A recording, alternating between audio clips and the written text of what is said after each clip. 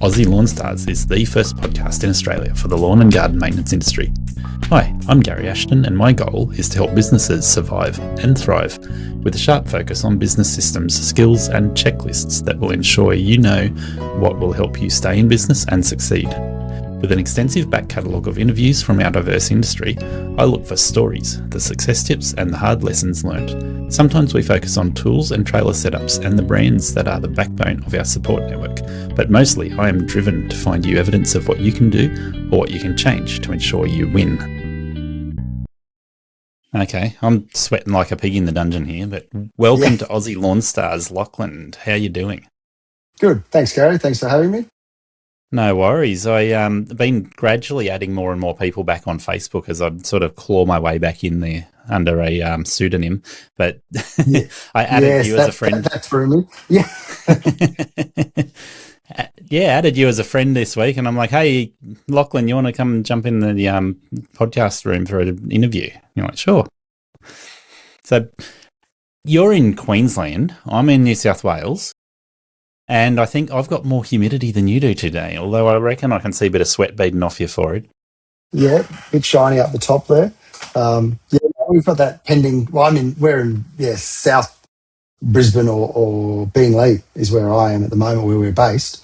And obviously we've got that cyclone or pending cyclone coming down from up north, Cooktown and so on. But that's still a fair way away. But we had it's quite strange weather at the moment because it's been sunny and hot, and then you'll have a storm cloud come through that'll bucket water down on you and then disappear. You're about to pull up stumps. So, interesting times. Yeah, I had about half hour this morning where I couldn't work because the rain was just too heavy. I could have worked, to be honest, but let's face it, I stopped. That's it. And then everything I've done today, I've just been dripping sweat. I actually rushed when I got home before I switched on the computer to talk to you. I rushed in, wet my hair, made my face feel fresh, put the right shirt on, and now I feel like it's just dripping with sweat. Yeah, that's it. You got to wait for the body to cool down first. Well, I don't think it's going to cool down in the dungeon. It's just, here's what it is. The humidity has got to be up around 80-90%, I reckon. Wow, yeah, probably similar here, but I'm sort of tucked away under the house, so it stays a bit cooler down here. Yeah, well, I call this room the dungeon because there's no external windows. It's just locked up. There's no air conditioning, nothing, no airflow. Yeah. So days like today, I look $1 million because I'm glistening. Yeah. That's it, glowing. But we're not here to talk about my sweat. Let's get people an introduction to you. And I'm guessing a lot of people in the industry already know you, but in Queensland, you've been in business for a while and you've been running a lawn care business. Yeah, so I guess I started in about 2018. I did have a shot at one a little bit before that. I guess just played around with it. But then, I always like to say I sort of grew up and started to become an adult in about 2018. So prior to that, I was in nightclubs. Okay. Yeah, so managing nightclubs and a few things like that around Brisbane. Looked a bit different when I had hair. I'm still maturing, just so you know. 48 years old. I'll be 49 next month. I'm still got a long way before I'm an adult. Yep, no. Yeah, so and then I guess it made it into a company in 2019. So from a sole trader to a company. Good stuff. And then went from there, it's obviously through COVID, which was, for us, it was a great time, actually. So what's been your target from 2019? Obviously, when you first started, it would have looked a little bit different, but when you've taken it serious, going, let's make it a company, has it been residential lawn care or gardening or a mix of everything? What's it like? When we started, I sort of, I guess, did as a handyman, lawnmower, anything. And like most people, I think, ever always start, you try and take everything and anything you can. I guess I've got a little bit of a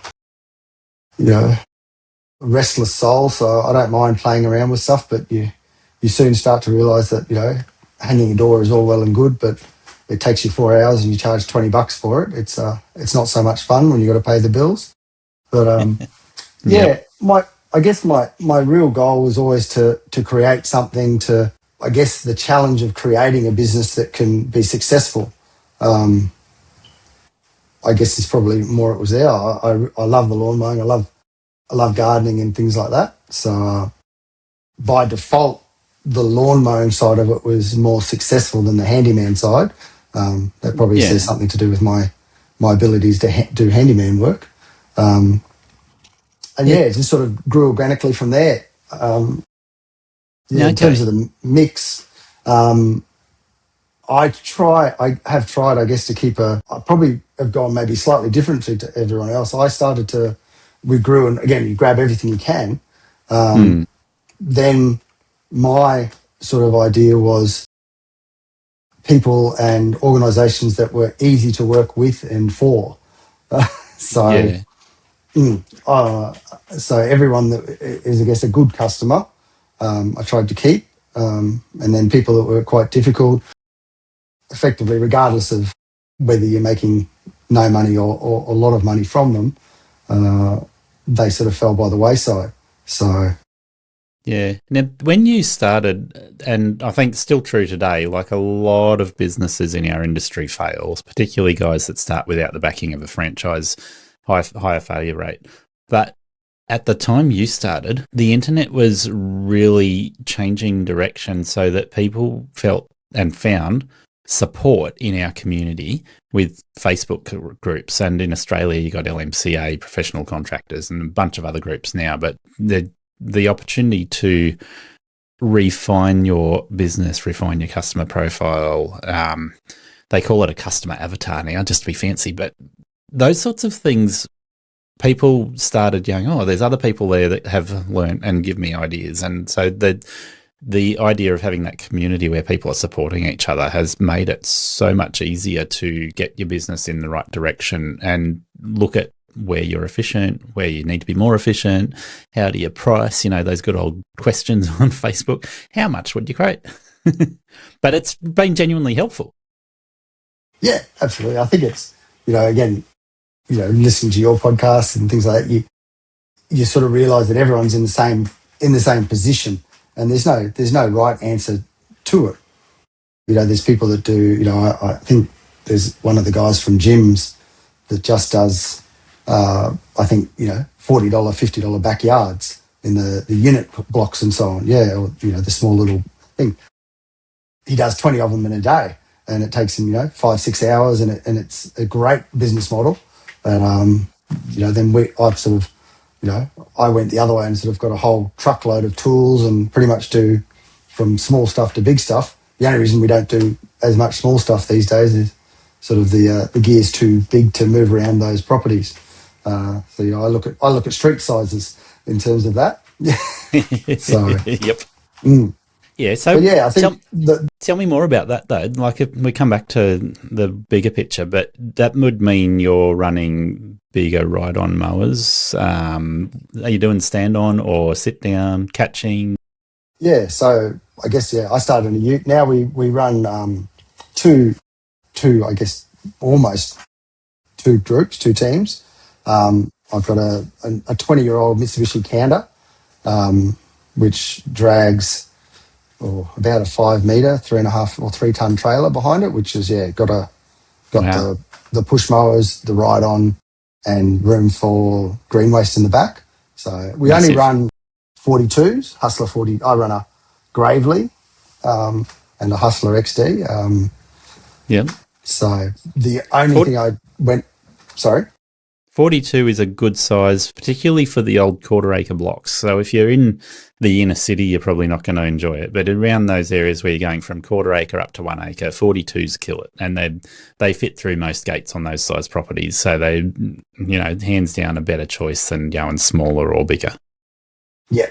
Yeah, well, that's what I found. Like we do a couple of larger acreages up to, even say 2.5, which is probably only about an acre worth of mowing, really, but it's in different small sections. So it just works convenient. The only reason I've stuck with the 42 is when I got the trailer built, I built it around a Hustler 42. So yep. I can't go any bigger unless I stick it in the back where the green waste goes and things like that. So, yeah.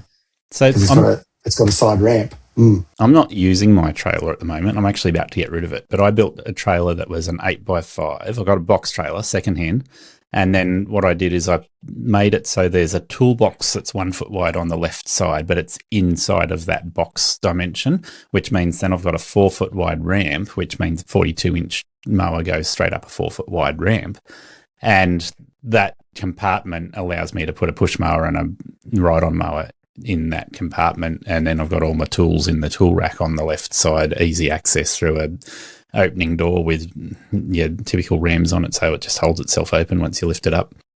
And that's been awesome, but now I'm not using it because I keep all my tools on a commercial site, and I'm like, every now and then I just need to be able to move my mowers, and I'm diversifying, so looking at whether I go back into residential jobs now, and I'm like, oh, it's time to build another trailer, I think. Well, that's where I'm at, is we're almost playing around with the trailer or truck idea, whether we get a long wheelbase truck, but I just don't like the height of a truck in terms of loading and unloading gear with the very long ramps, basically. Yeah. Have you looked at a van?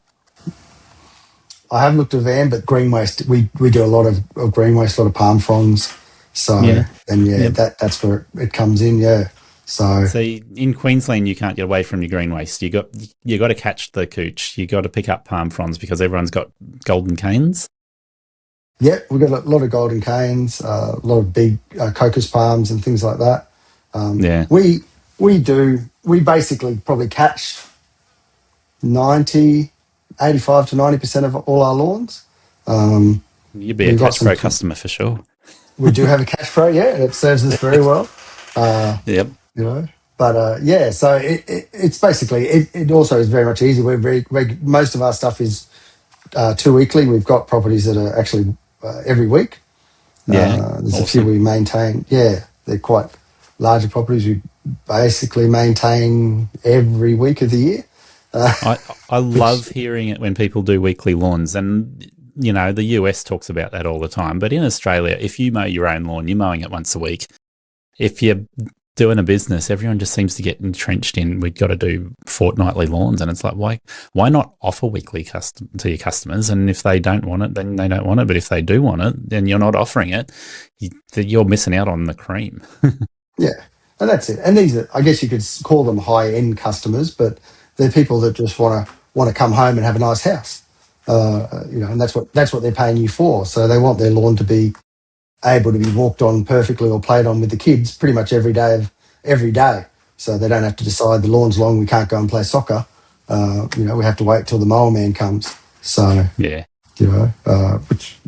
it. And absolutely, some people don't realise you can do it here, and it's also a way to upsell. I do have I have a paddock aerator,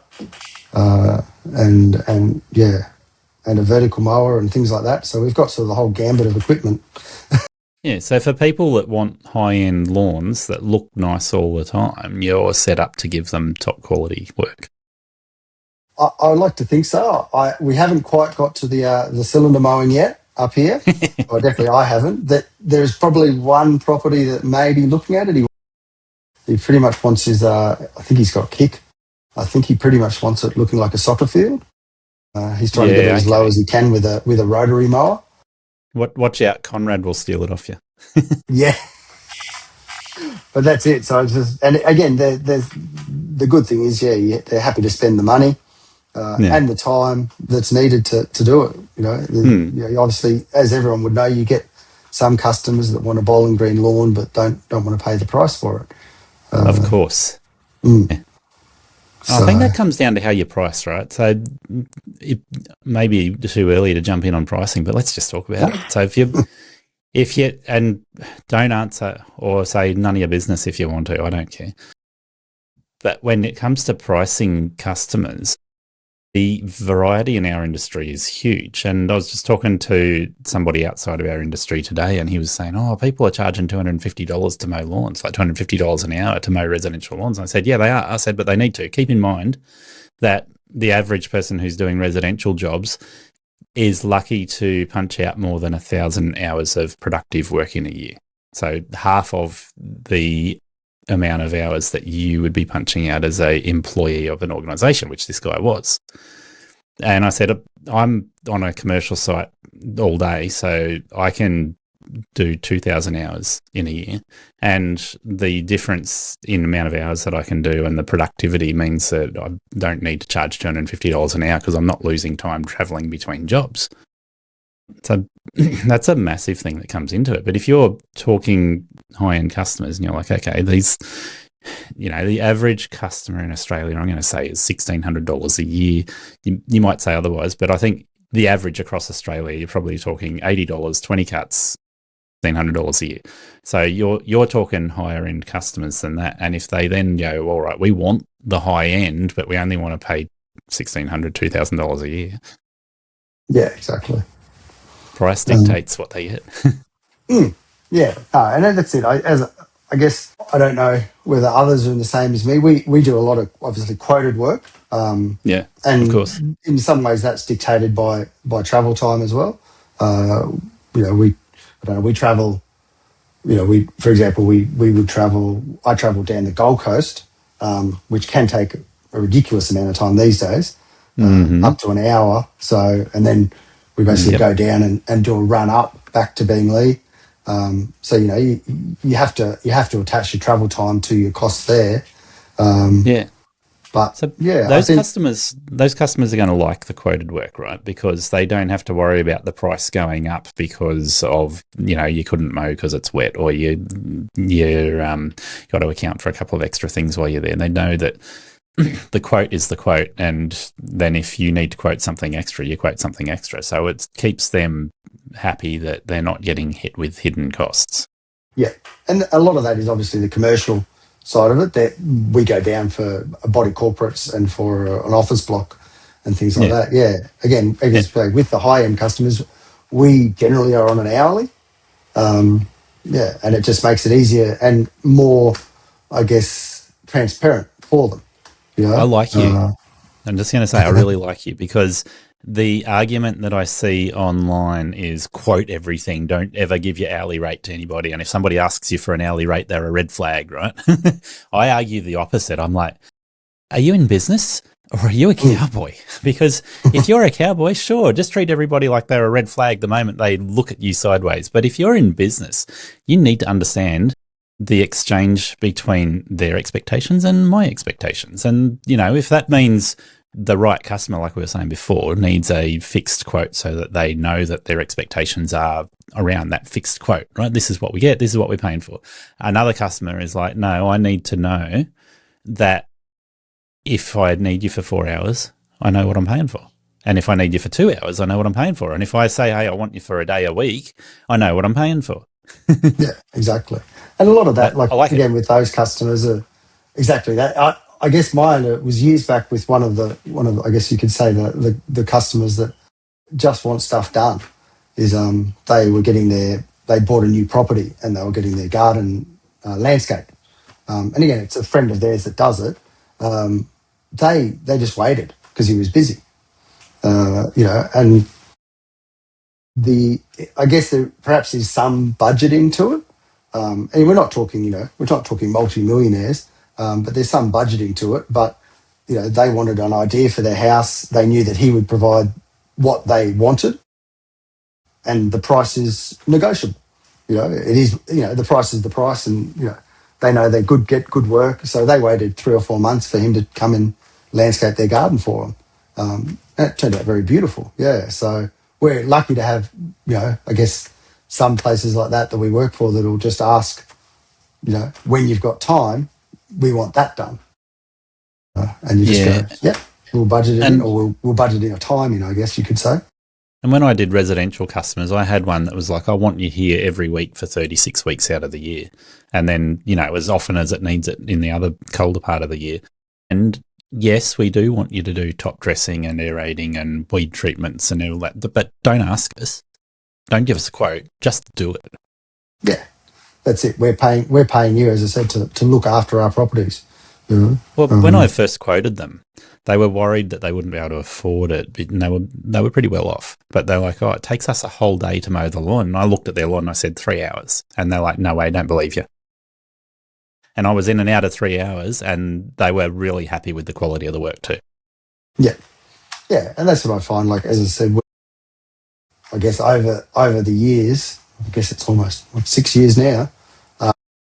Yeah, I've sort of obviously, like most of us, we love buying tools, uh, but that's it. You just sort of add to your arsenal and keep building it. And you know, Yep. I've always, like I said, we've got the lawn renovation gear, but really, my idea was to offer it as a springtime service. But we never had the staffing, or I've never done the marketing to push it. So we end up flat out just doing it for our regular customers that require Yep. it, and we've never sort of been able to branch out into that. But that works well as well. Less stress in some ways. That's interesting, because along the way you're going to get asked by higher end customers, can you do an aeration? Can you do a scarify? Can you do a top dress?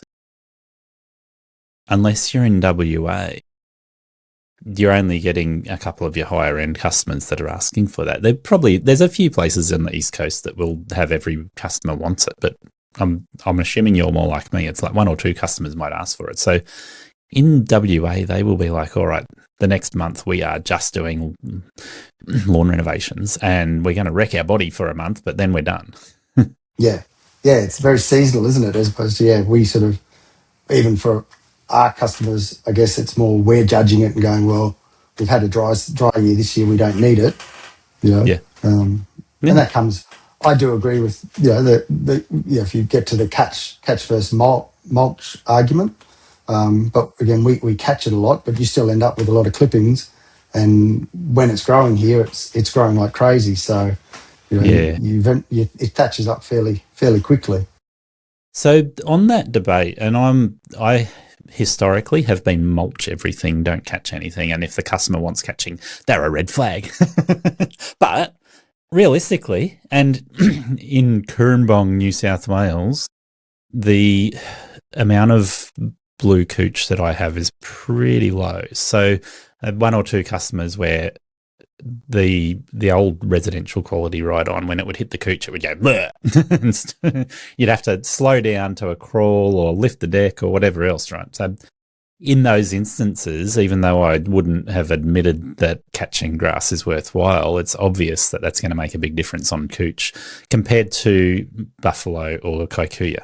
And if you've got a really good mulching deck, so I don't care what Ben and BJ say about mulching. You can side discharge. You can put a mulch plug in. You can use gator blades, or if you're using a Toro, you can't use gator blades. Mulching is going to look great if you can't see the clippings afterwards.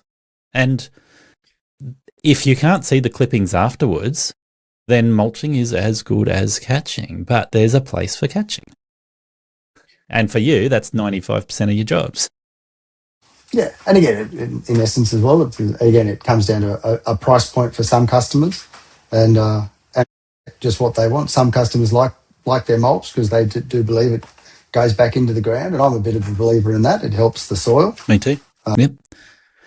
I heard some fertiliser fanatics saying that it only adds about 1 or 2% to the quality of the soil, but I'm also a believer in adding organic compounds to your soil rather than just a white fertiliser powder. The white fertiliser works, sure, but if you can add some organic compounds there, then they feed your lawn and your gardens for a long period of time because your soil profile is rich instead of poor. Yes. That's it. Yeah, so you've got a good mix there. You've got a healthy approach to it. Or at least I'm going to say that because I like what you say. Yeah, well, it just starts with I mean, everyone's different. I guess you could say you have that argument with some people that they want their lawns high and low, and it goes around in circles. Generally, you give the customer what they want. So on the high versus low, if you look at the basic rule of thumb, you take a third of the green part of the blade off and no more. Yes. Right. So if you base it on that, and I'm guessing in Queensland you get some ridiculously fast growth at times. So just based off that, if you're going, all right, we're taking no more than a third of the green part of the blade off and doing it fortnightly, I've had lawns here where that looks like 1 foot of growth, so 30 centimetres of growth in a fortnight. Yes. And you can't do it. You can't take a third of the blade off. It doesn't work. No. So I think up here, I guess the way I or we try to do it is you may sometimes have to lift your cutting height if it's growing ridiculously. And some places it's okay to cut it down, I guess, and damage or drown the lawn. But you do have periods of time where it'll stop growing. Like we've just had, I think, about a month and a half where pretty much every lawn went bone dry and almost died up in Queensland during the heat wave. You had a drought in Brisbane. So, in some ways that's a good time to get your lawn a bit shorter, albeit risk killing the grass, but the roots are what brings the grass, is still alive in most grasses. So then I find, and after we've had a couple of weeks of rain now, everything's shot up again. So it's sort of like a reset. Yeah. And even then, you've got, say, 8 weeks where everything can grow like crazy. And then you reset after that and sort of bring it back down. So a little trick I've come across, because I love robotic mowers, if you cut your lawn more often than fortnightly, and you'd see this because you offer weekly cuts, if you cut it more than fortnightly, you can cut lower than if you cut it once every 2 weeks. And just the simple fact is it hasn't grown as much in 1 week as what it has in 2 weeks. So you can get a lower lawn. Now, if you're cutting it more often, you can get it lower. So a robot cuts every day. It goes out there. If it cuts the whole lawn in 1 day, and then it goes back out the next day and does the same thing, it's only taking less than 5 millimetres off the blade. So you can get it down under 20 millimetres and it's still going to look like a bowling green. It's going to be perfect, nice, well-managed lawn. However, if there's buffalo in it when you're cutting it with a robot mower, it'll start to float over the top and get spongy a little bit in the corners. Yes. But the simple fact is, if you cut it more often, it's healthier. If you cut it less often, it's not healthy. And I've told this story on my podcast a million times, not quite. But they had a customer which I told him, go and mow your own lawn because I don't want to see it dead. Because I was mowing it fortnightly and I said to him, it needs to be mown more often. It's a foot high when I turn up at 2 weeks. And I said, we're coming up to winter. It is going to turn from a nice kikuyu lawn into a terrible kikuyu lawn in winter. Once we cut that final cut at the end of April, it's just going to be brown and nothing there. And by the end of winter, you're just going to have weeds.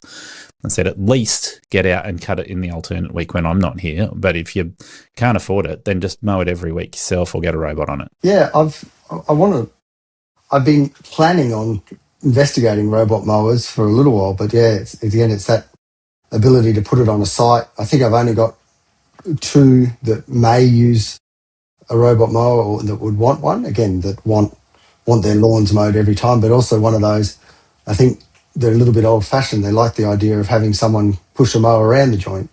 But look, it's not going to suit everyone. No. It's definitely not going to suit everyone. But one of my old residential customers, she's been a family friend since I was in early school days, and she gave me a job when I finished school. So I treat her more like a friend than a customer.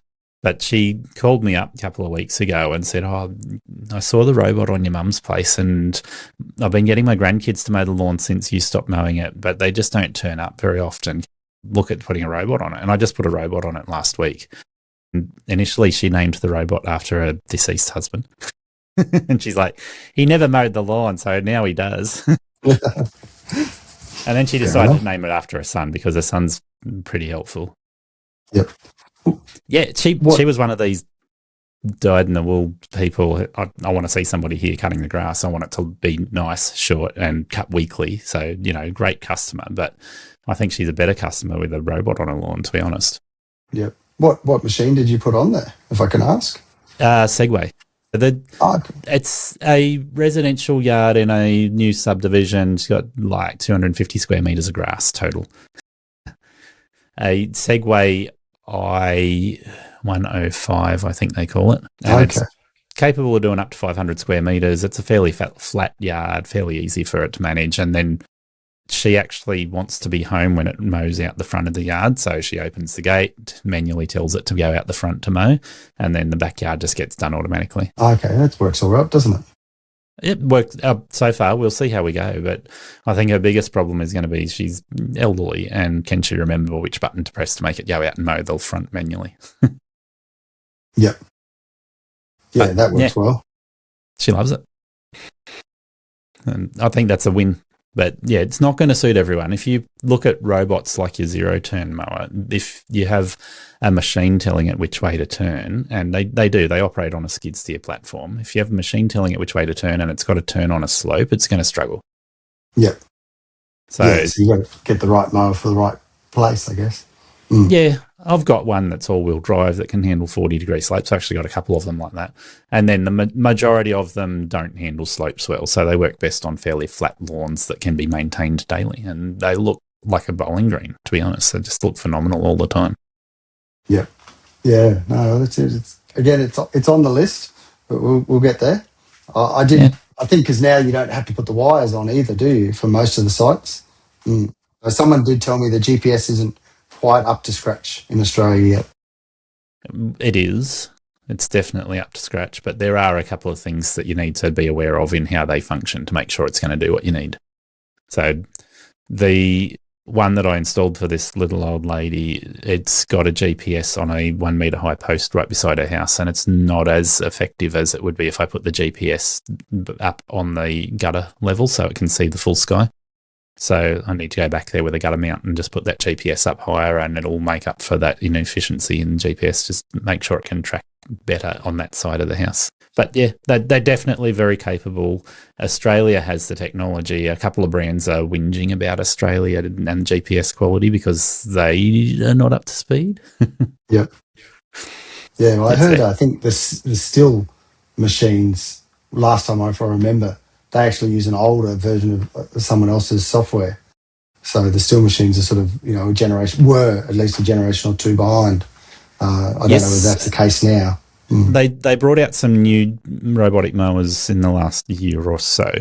And just thinking about it, it's probably just over a year they brought the new models out, and they still don't use GPS. So in terms of the technology in them, they're better than their original version, but they still don't use GPS. So I actually like the ones without GPS in them because they random cut, and you don't see track marks because they're just going every which way. They're completely random. But they've got to do twice as much work as a machine that's got the RTK GPS in it. So they sort of run up and down in rows. Yeah. I quite like the idea of the random cutting because I think it's good for the leaf. Yeah, it looks great. Like my backyard has a random cut mower in it still, and it just bounces around and does its job. And if it hits a patch of grass that's a little bit long, a little bit thick, it goes, I need to do a spiral cut there. So it does a different pattern to make sure it gets a better coverage in that area. So they're pretty smart. Yeah. But, it's basically just random cut, just bounces around. When it hits a border or it hits that section which needs a spiral cut, it changes direction. And it means that it's working pretty hard for its dollars, but it looks like a bowling green. Yeah. Yeah. So that's it. If we put it back to customers, that's it. You're installing it and I guess you could put a different type of mower on a customer that wants it, simpler and easier. And a different robotic mower, like for like, effectively. If you're out there tackling strata sites, commercial grounds, retirement villages, or those tough summer acres, a full commercial mower makes all the difference. That's why more commercial contractors are switching to Right Standers, the original stand-on mower, available in Australia through Cox dealers nationwide. Built tough for our conditions, the legendary AeroCore deck delivers a flawless, even cut every time. Quick manoeuvrability in tight spots, compact design for easier trailer loading, Kawasaki or Briggs engines, hydro gear drives, and a serious commercial durability. Stand instead of sit for less fatigue, better visibility, quicker jobs, and more profit in the bank. From the Stander B for great value to the X or ZK for next level performance, everyone is raving about the upgrade. Head to rightmowers.australia.com.au or your local dealer today. Be sure to mention Aussie Lawn Stars. Right Mowers get the job done faster, cleaner and easier. Your back and your business will thank you. It's getting there. I think, as everyone says, it's in that stage where you're sort of, almost at death every week. 3 to 5 staff. So I think, I run a subcontractor that does help out for some stuff down the Gold Coast. And then I've got 2 full-time boys that work, myself, and then a guy that helps out on weekends. So we basically run 6 days a week, doing daycares and so on, and some commercial properties on the weekends. Yeah, And then daycares are a bit of a challenge. Schools and daycares, there's a couple of other ones, but they don't like you there when they've got kids there for some reason. no, and I think we have done or do a couple of schools that get us there during the day to assist their gardener. Yeah, That's the way it is. But I just find it again quicker and easier. Yeah, if you go on a weekend, I've never really, in terms of price point, and most of the time I'm doing that, so I've never really thought of paying someone the time for it. But until I guess a few years' time, I've worked out that I've got to charge and can charge a little bit more for the weekend stuff. Um, but yeah, you can that kind is of a challenge, isn't it? yeah, you can kind of fly through it yourself on the weekend. So it's I've sort of good fun. I've had employees ask me, "Can I work on Sunday?" And I'm like, "You can, but I can't pay you for Sunday rates. Mm, I don't want you to work Sundays. If you want to work Sundays at a normal rate, that's kind of going against all the rules and a little bit upsetting." yeah, But yeah, exactly. Yeah. There's and that's it. We ask people, if they can do some weekend stuff, and it's like, and we have done it. And when you have two people out, I normally try and go out by myself on a weekend, and then an offsider sometimes. But yeah, it's we do tool cleaning and sort of repairs and maintenance on weekends, so that's where that all yeah, comes through. yeah, But yeah, Monday to Friday, well, I've just possibly got another guy starting 1 or 2 days a week. Um, yeah, but yeah, so it's growing. I guess it's just at that stage where it probably needs 3 to 4 full time, or 3.5 or 2.5 full time staff. yeah. Um, but there's also a bit of work life balance in there. I think That gets tricky that's the when you got hardest that thing many with staff. staff these days. Yeah, um, there's So, always something that comes up. so I typically project what I think the industry can handle, and I'd say if you're working solo, you can probably turn over $120,000 without sneezing, right? Depending on how many days a week you want to work. And if you're not hitting $120,000 by doing 5 days of genuine solid work, you're probably not doing something right. But it's quite comfortable to be doing over 150 and even over 180.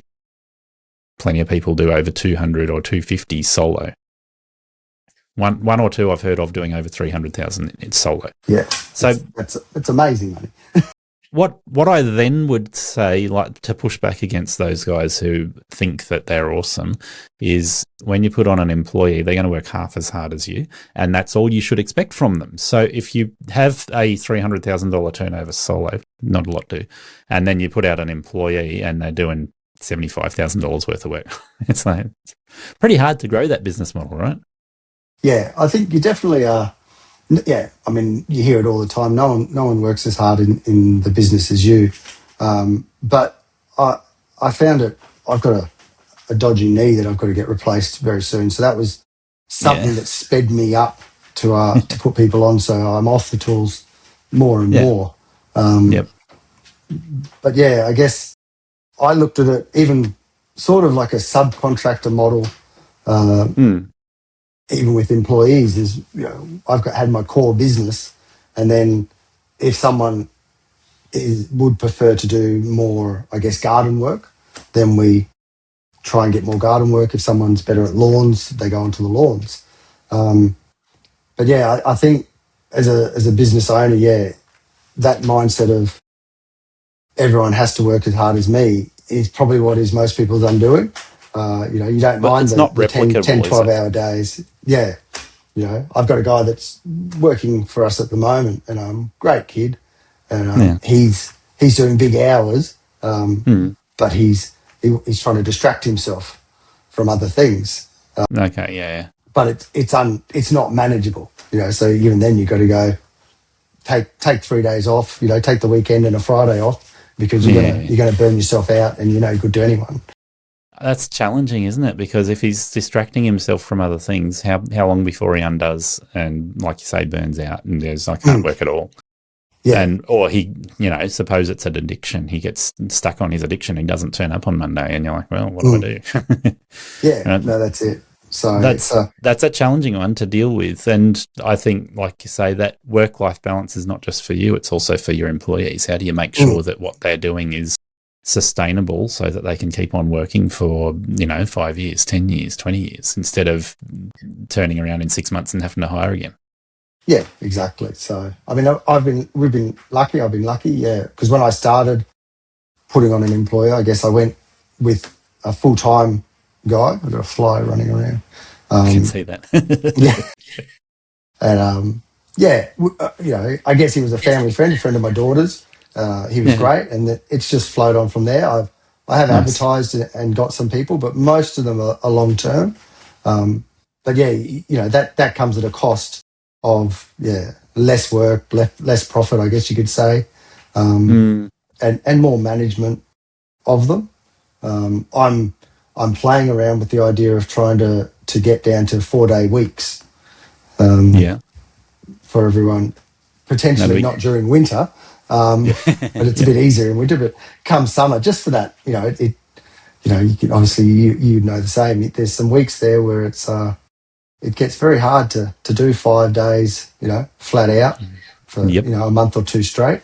And Oh yeah, as an owner, you can do it because there's an end point to it. that's But it. yeah, so I'm counting down at the moment, especially when I'm sweating in the dungeon here. I'm like, oh, this summer is over, but we've still got potentially another month, 6 weeks of this sort of weather. mm. Well, I think with the rain that's just come through for us, we're probably 2 months, easy coming through. Yeah. Now, Um, I've sworn black and blue that the growing season here stops on the 1st of May, dead set. But last year proved me wrong.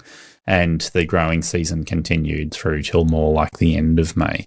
And I know that varies, even not just by state or location like that, but even how close you are to the ocean. So if you're closer to water, then your growing season is extended just because you're close to water and you have a mild change in temperatures, whether it's hot or cold.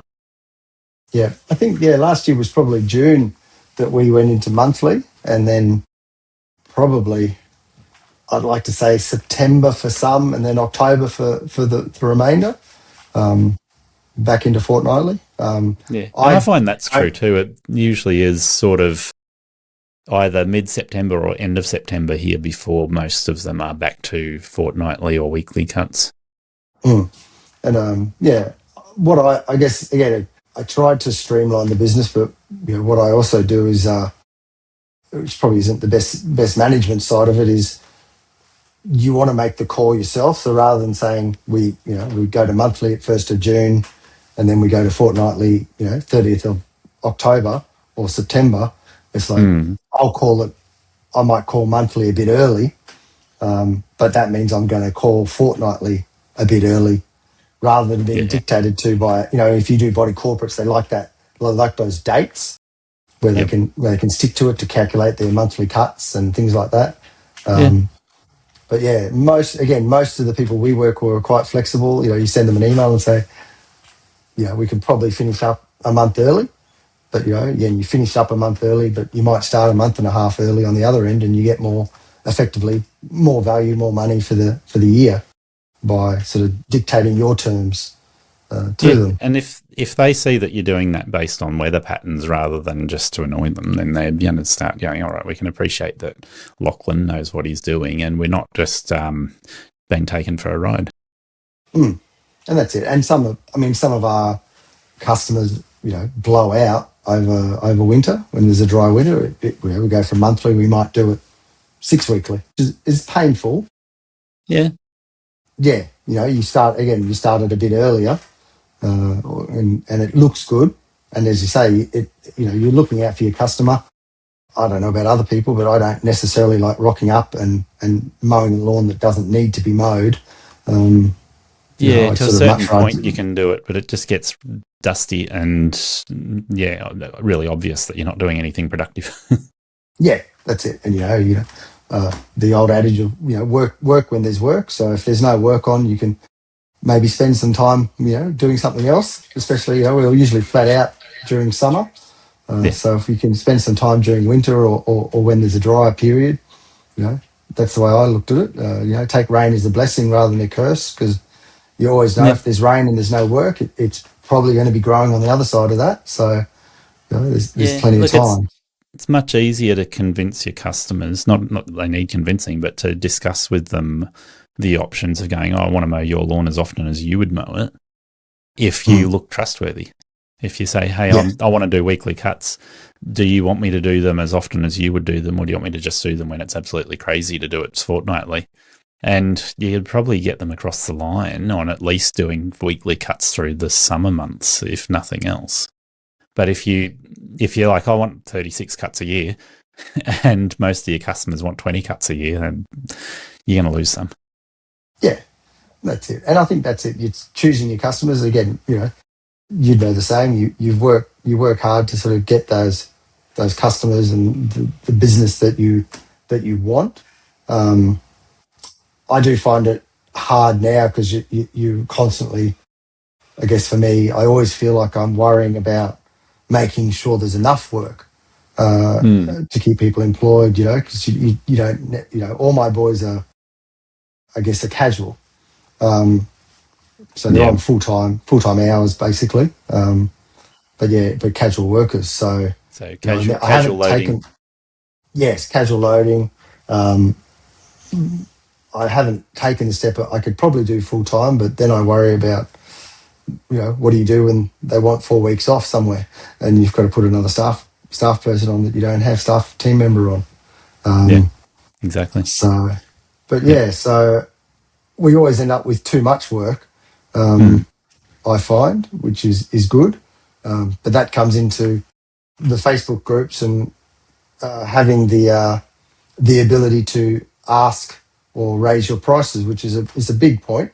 But yeah, I do find it hard. I think most contractors find it a bit hard to raise their prices sometimes.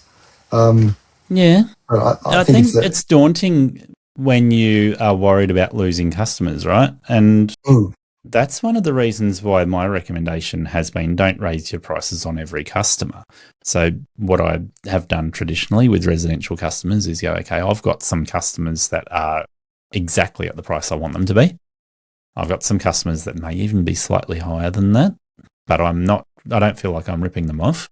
And then I've got other customers which I'm like, I've got to put your price up, sorry, because you're below the standard in the market and this is what it's going to be to bring it up to the standard. And by doing that, I'm happy to take them up 10% or more, sometimes 20% in price just by saying, hey, I'm really sorry to tell you your price is well below market value and this is what it needs to be. Up to you, what you want to do, but this is what I need to do. yeah, yeah, and that's it. And I think my issue, and it was a lot harder when I guess worked every day mowing the lawns, because you develop that rapport with your customer. So if they're Yeah. a good customer, you go, oh, you know, I don't need to add $5 to their bill. I've had customers that again raise their prices, uh, you know, because I was sort of reasonably happy doing their job because you know it's great fun. They're easy to deal with, you know, and then they come up and say, you know, put an extra $5 on an hour or something like that, and then that's sort of that wake up call for going, okay, so I'm probably definitely too cheap, you know, because it was probably should have been $10 an hour price increase, but Yeah. you know they put $5 on, yeah, so. Yeah. But So stepping definitely. away And from the tools a bit more, yeah, it allows you to look at the business for me anyway, and be a bit more cutthroat with it. I guess the other thing, I was listening to John Pajak this morning. I've done an interview with him recently, and just listening to his latest episode, he was talking about customers that were costing him money, and he's talking about traveling 15, 20 minutes to another postcode. I would assume is the equivalent of what he's talking about. So across a train line, having to wait in traffic for train line crossings and stuff like that. And he had 12 customers in that location. So he was saying like they were priced right, but he had to put the price up to make up for the fact that he had that much travel to get there. And when he put the price up, he lost 7 out of the 12 customers. So then the inefficiency of doing those 5 remaining customers, even with the right price, wasn't the right price. and you end up just letting that area go completely. And I guess going back to what you're saying, like if you got a good customer and you've got good route density, then your pricing is going to be more efficient for you and the customer. And if you don't have good route density, and like you're saying, like traveling down to the Gold Coast, you've got to charge more than if you're doing them in 5 minutes from home. Yes, exactly. So and that's where the benefit comes. Yeah, if you go down, and if you only had one or two, and you're coming back up, especially if you got two guys in the truck, let's say $50 an hour, which is sort of where I work out the base rate for just having the guys running. You're spending $100 an hour plus all your expenses, sending them. So 2 hours work, 2 hours travel or 4 hours travel for 4 hours work. It just doesn't make sense. Yeah. And I've had that where a customer wanted me to do it to the point where I'm like, you're paying for the travel. And he's like, just do it because I don't want to pay the person that's down there in that village. I'm not paying them. And that's it. I think it's a lot easier for me anyway. It was a lot easier, when you're stepping back from that full-time role and being able to, again, you don't mind if your day's a little bit longer, or a little bit shorter, or more or less money. When it's, I guess, in some ways your own personal money. But when you've got to pay the bills, it gets a bit harder. That's how I found it anyway. So, Look, I think the point that I would harp on there is if you don't pay yourself a wage, you're discounting your wage. So if you do pay yourself a wage, then you start going, the cost of me being on the road is $1,000 or $1,500 for a week or whatever it might be. That's the cost of me being there on top of all of the other business costs because I have to pay for it. But if you don't pay for it, then when you're going, I'm discounting this job, what are you discounting? You're actually discounting how much money you put in the bank to feed your family. Yeah, exactly. And I think that was initially, I think, difficult for me. For all of us. Yeah. So that's why I don't mind, as you say, sort of customers that may be on the lower end, because you package them together with a group, and you look at your daily income, and it works out okay. And some customers are very much they're a pleasure to deal with. So you go, well, that's fine. We can run with that. It's quite good to be able to. I guess you could say everyone's making money, but if you're helping out people by giving good service, reliable service, which is sometimes apparently hard to find. Everyone benefits, and that's the whole thing. It's got to be a win-win situation. I've got a quick shout out to our sponsor, Sortscape, at sortscape.com/lawnstars. Job management built specifically for lawn mowing and garden maintenance.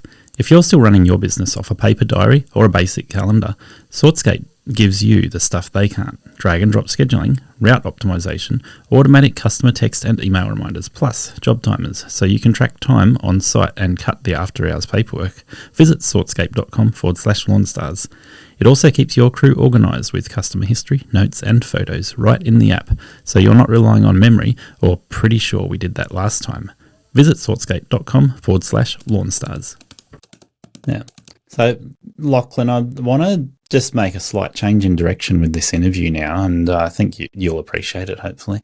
But the things that work well in a business are worth bringing to the attention of our listeners, and the things that you've learnt that didn't work well are also worth bringing to the attention of the listeners so that other people learn from your mistakes and your wins. But the first one I want to ask you is, do you use a scheduling app, a CRM, or, the one I recommend, Sortscape, the ServiceMate Sortscape are both Australian ones, but there's so many options out there. What do you do? I'm old school. I'm Excel spreadsheet and diaries for both vehicles, which I actually still handwrite most mornings.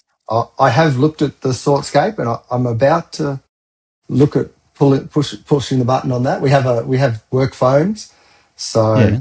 Well, when you do Sortscape, just punch in that you got the referral from Aussie Lawn Stars. Stuff. Anyway, old school. The spreadsheet and the paper diary. I used to do the spreadsheet and then Apple Calendar to do the diary. So not quite as old school, but it worked.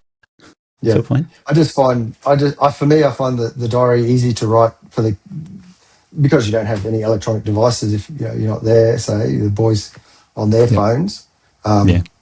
it's easy to write notes, and it's easy to, especially, it's easy to adjust it for me in the weather. And in some way, my scheduling, if say we've had rain or someone asks for extra jobs or anything like that, is you prioritize your customers, and that might sound bad, but for example, we have one customer that we can and do attend sort of twice a week. Nice. Once to keep the place sort of neat and tidy for the weekend, and then we do jobs on the Tuesday. So you can always move them around a little bit depending if someone else needs something or another job went longer. Fair enough. And I used to think that those scheduling apps make that a little bit harder to modify.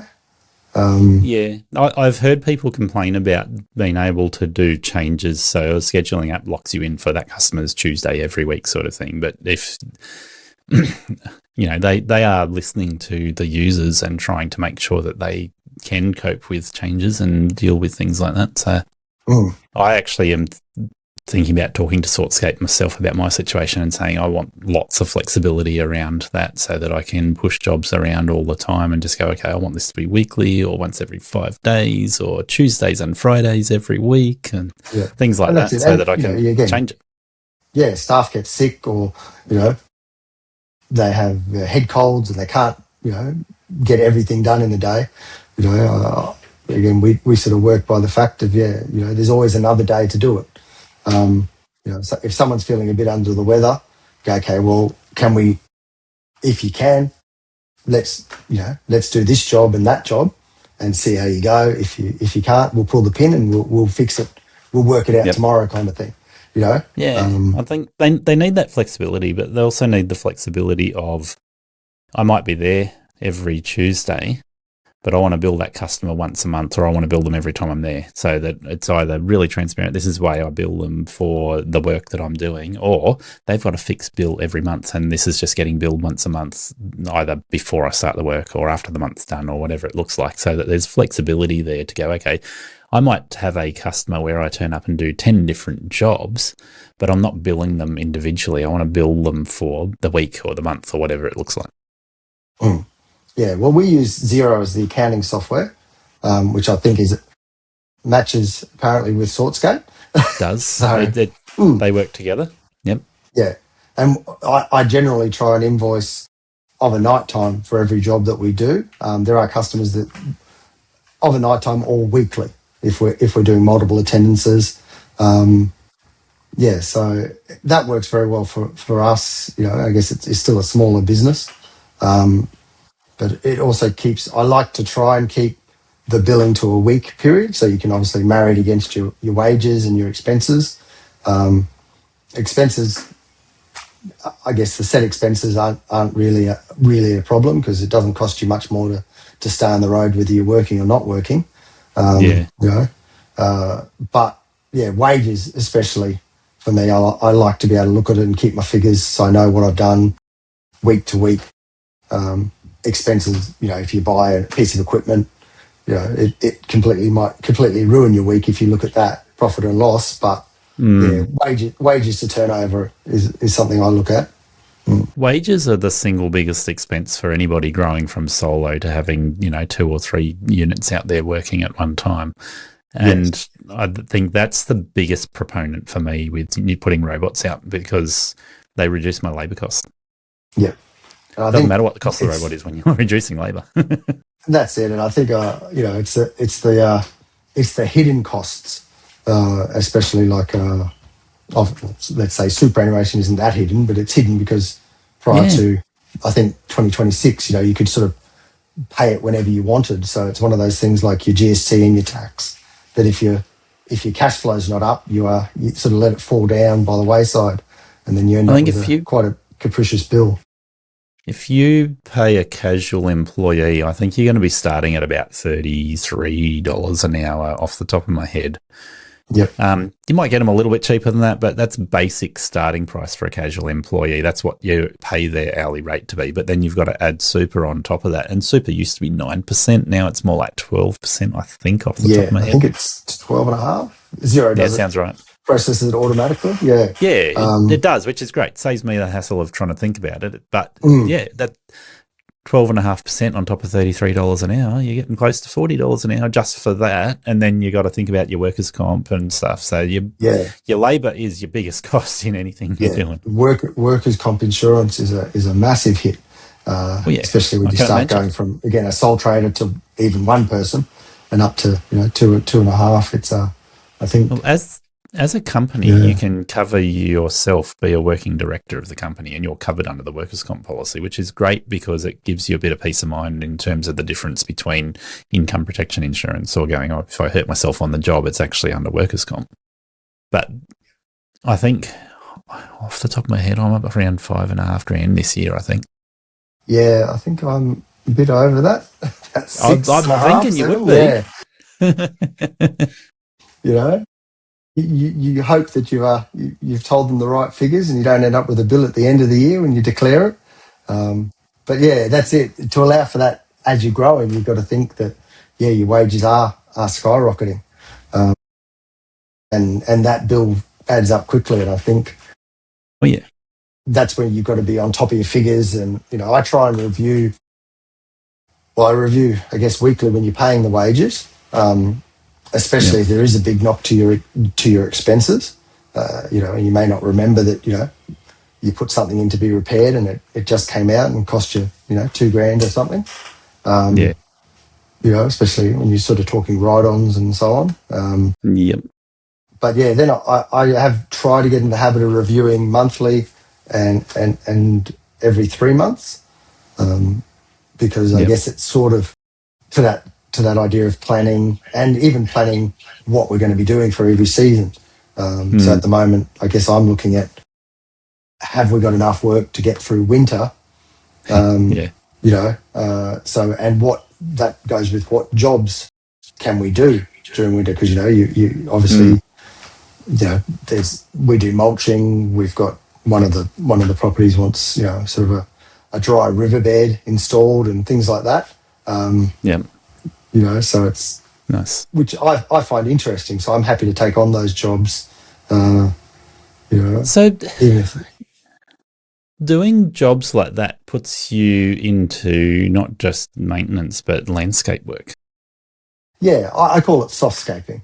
And I think for a large part that covers like putting mulch in garden beds or doing minor changes to gardens, planting out new plants, all that sort of stuff. Softscaping. Yeah. You get dangerously close to stuff that needs a license if you go too much further. Yeah. I draw the line at I have done retaining walls, but again, since we've done under 1 metre, so you don't have to worry about engineering and so on. But especially bringing staff on board, those sort of things just become a no, and I sort of farm them off now to other contractors that can do it and that are equipped with it. That's what I found terrible about doing anything like that. You unpack your tools and then, you need them again for another job. So, of course. Yeah. But it's more a value add. I don't go out and look for those jobs. It's a value add for the properties that we've got. Of course. Yeah. And I think that's smart for people to do that, is to go, okay, if I've already got 80 customers or whatever it might look like, what jobs they don't need doing in winter, they've got other jobs that you can offer them in winter. And I think a lot of us have deliberately gone, all right, you want your gutters cleaned out, or you want your garden spruced up, or you want X, Y, Z, lawn reno done. Well, let's look at what time of year is going to suit both of us for those things to happen. And you're not going to do a lawn reno in the dead of winter, but you can do it in September coming into the new season before everything's ramped up. And even gutter cleaning. Like, we've got probably only one property where we clean some of the gutters, one of which I think we pretty much do it from the ground now. But with staff, for me, it's just too dangerous. You don't have it. And most people want it done in storm season. So when they're absolutely chockers. So it's better off going, No, we don't. We don't offer that service. I'm the same. You- I did it myself, but it's like there's a bit of a boundary there in terms of what my insurance will accept if I put an mm, employee up a ladder. And, we've got that 3 metre high rule about any work over 3 metres is a problem. But yeah, and you when notice I that with talk, tree lopping as yeah, well. I've asked my insurance company, I'm like, what can I do if I'm going to prune a tree or if I'm climbing up a gutter? And they're like, is it your main line of work? What do you do more than 90% of the time? And it's like, no, I'm not doing gutters and trees I'm not going over 3 meters 90% of the time. They're like, well, your insurance policy covers you. We do list what you're doing though, so we need to know. Mm. Yeah, But yeah, it's then like there's not just the public liability, it's the workers comp and the what do you do if your worker falls off a ladder, and that does not look good for workers comp.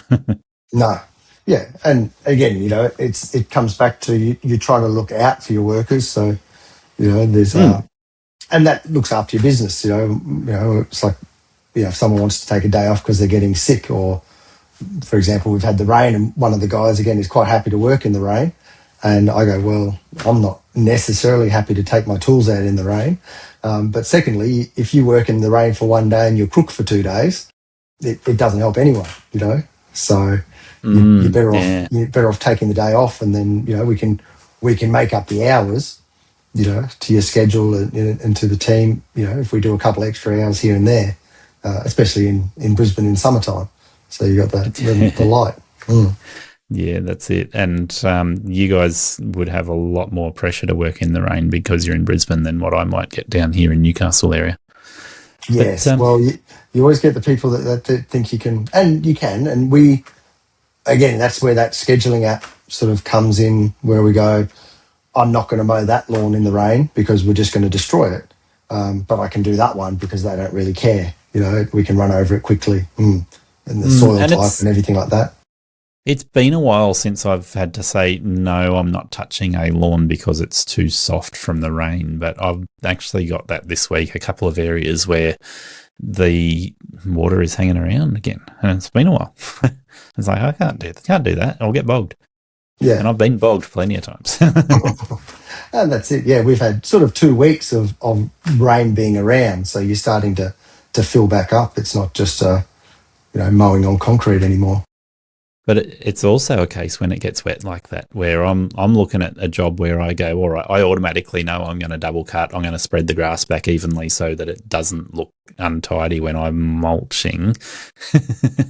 But I got to make sure my employee understands that, because I turned up yesterday and looked over it and I was like, oh, he's doing a good job. Like, he's a really good employee, but it looks like a tractor has slashed the paddock because he didn't think about the fact that the grass was wet and it was clumping. Yeah, and that going a bit slower and blowing it. Even with the catches, you get that. Yeah, everyone likes to impress on the first day and run at 1,000 miles an hour. And I'm one for, I guess I try and work by the fact if you think the catch is about half full, especially if it depends on whether it's dry or wet, but especially if it's heavy, damp grass, if it's been raining, it doesn't have to be wet grass. The grass is nice and full. When you think it's about halfway, maybe think about changing the catcher. It's easier just to bring 3 bags out onto the lawn and half fill them and drag them out than have a full catcher and you're leaving little dregs across the grass, and you look back and it looks terrible. Yeah, well, on a dry day, I can put the Catch Pro on my 42-inch, and when it's full, it's just mulching, so it just looks like I'm catching, but it still looks tidy, right? On a wet day, like you say, when that catcher gets half full and you start getting little clumps that are not going into the catcher, it's not a good look. Exactly. And the blades help as well with the Catch Pro. You get the high lift blades in there and it just throws it in. Yeah, definitely makes a big difference, doesn't it? Yeah. So, but yeah, no, it works well. So I'm wondering, Lachlan, on another note, we're talking about things that have worked well for your business, things that you might implement in the future. Have you implemented any battery tools? And I get the sense you love your petrol-powered tools. No. I have got it's sitting in the shed, not being used. We have we have a Gravely 42, a Hustler XD42, much for the Hustler over the Gravely. Yeah, Just interesting. cuts. Yeah, the Gravely, can't remember the model off the top of my head, but it has the 3 blades. Yeah. Cuts beautifully for manicured lawns, but not necessarily good in all conditions. Whereas the Hustler seems to, 90% of the lawns you can put it on there and it comes up looking very good. So there's a couple of differences there, but 3 blades versus 2 blades would make a big difference, and then the shape of the deck would make a big difference as well. Yes, yeah. I think the Hustler, I don't know, and the Hustler just seems, the Hustler was one of my first machines, an old one. So I think maybe as well if you're used to those. But yeah, so we run all Stihl gear. I have got some Ego gear, which was actually a leftover from COVID when I started on Ego because we couldn't get Stihl batteries. So about 21, 22. And I think I was listening to the Ben and BJ's podcast back then and sort of talking about getting a range of battery tools from different suppliers just in case something went wrong and you did run out of batteries. And still went through a period where I couldn't get any. So I did try some of the Ego products. I find the Ego blowers to be great. And I've got a Makita 48 volt battery mower. Oh yeah. Yeah, and a brushless blower. And it's got the multi-tool attachment as well, but that was all part of a kit. Yeah. Okay. Primarily all mine's, Stihl. Okay. So we've got, all the whippersnippers are still petrol, apart from the one that sits in the shed. And we've got from a triple, I think it's a 113 down to a 94 and a 91. Okay. I sort of, I've got a range of them. I just bought a new one. I think it's a 94 4-port one. But I just find the battery life on the whippersnipper and I guess the power, because most of our properties, if you're doing the whippersnipper, you are going for an extended period of time. But we've got when you're doing acreage. So still hedges, still chainsaws. Chainsaws are a game changer. The battery. Yeah. Yes. Because obviously we're not chopping trees. We're chopping, timber and branches and things like that. And, it just makes everything easier. And the hedge trimmers. One thing I did, I can't remember. I bought the biggest Stihl hedger, petrol hedger, about 4 years ago because I had a massive hedging job, and it was probably the worst decision I ever made because it was just it powered through the work, but that's heavy. It's like having a motorcycle engine beside your ears for hours. So you end up short shoulders and reeking of petrol. But I hadn't got ears. and then I've got the Stihl extender hedger. Oh, yeah. The multi-tool, in battery. And absolutely amazing. You can just, easier on your back, easier on your shoulders for pretty much any size hedges. So that was something I should have done many years ago. I think with residential runs, and I think Stihl fall in this fairly well, if you have about 10 batteries for a crew of 2, that'll get you through a day, but it depends on whether you're doing a lot of mowing with the batteries or whether you're just using the handheld tools for the batteries. But 10 batteries for 2 people to get through a day, it's a fairly big investment in batteries. Yes. Yeah, well, we've probably got 8 AP. I think they're the 500s. Then the Egos. No, I've got about 6 or 7 Ego of various sizes. Some of that you get through the redemptions. Again, I bought an Ego hedger, extension hedger pole as well, and I found putting the smaller batteries on it was far better for you than having the big weighted batteries on the back end of it. And then the Makita 48, I've got 4 batteries, but that was only... I bought that for a property that was... they didn't want us mowing with the Hondas. Obviously, we've got Honda commercials. And it was just leaving ruts in the lawn because it was a bit damper a couple of years ago. So we bought the Makita pretty much just for his lawn. And it worked fine because you could plug in the charger as well. So if you ran out of batteries, but it did an average size lawn with the 2 or 3 batteries to spare. Yeah. So yeah, Yeah. so 2 to 3 batteries used. So, but yeah, I still think the for us the whippersnippers with the petrol, just Yeah. because of the battery life and the power behind it, works more effectively. If you're just doing edges with the battery, I think that's fine. The manicured edges, I guess, or edges that have already been done. But Yeah. you're trying to cut the grass around it to make it easier for the ride-on or the push mower to get through. When there's curves and so on. So you do go through it, and the thicker grass during summer. Yep. Easy to use in winter, perhaps not as beneficial in summer, but definitely I like using it. The guys don't. They use the petrol, so I'm happy with that. Yeah. I've switched to battery for pretty much everything except my ride-on mowers now. And it's not always an easy decision, not always a sensible decision for everybody. So the whips, I've been using majority of the time Husqvarna whippersnippers. And the 525 dedicated one has as much power as a petrol one. But you're probably talking sort of a 40-minute runtime on a battery. So I'm lucky I can recycle the batteries fairly quickly and not have to worry about it. So 2 batteries and I can keep the whip running as long as I need to, and just cycle the batteries, pull one out and put it on charge, go with the next one. And I'm pretty good with 2 batteries most of the time. And then my employee, he tends to be a little bit harsher on the batteries, so he's usually got 3 of the batteries and cycles them through, and he might have to take a break and do something else instead of whipping if he gets a bit too angry with the whip. But I've actually made the decision recently to go to a backpack blower that's battery as well. And that means I no longer need a petrol backpack blower. And I was a little bit cautious at first, but it's working for me. The downside is weight, so it's heavier than the petrol one. But the upside is I can have a conversation whilst I'm pulling the throttle at full power. So the petrol one, you could hear it like on a large commercial site, you could hear it at the other end of the site. And if you're closer, then it's obnoxiously loud. Yes, yeah, we use we've got a Stihl backpack blower,